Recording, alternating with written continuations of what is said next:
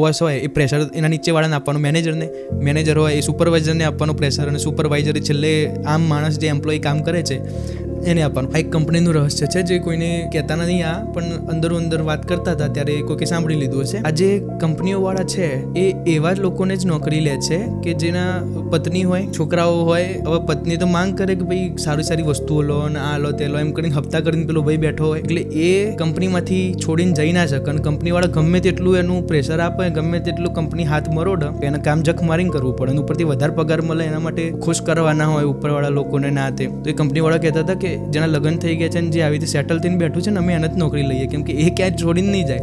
એકલા કોઈ રહેતું હોય માણસ કે મસ્ત મોલા હોય, ફરતું હોય, એ માણસને નોકરી નહીં લે કંપનીવાળા. ક્યાં ખબર છે કે આ ફટ લઈને ક્યારે બી છોડીને જઈ શકે છે. આપણને શીખવાડવામાં આવ્યું છે કે હપ્તા કરો, બધું ભેગું કરો, એના લીધે પણ એનું શોષણ પણ જબરજસ્ત થાય છે.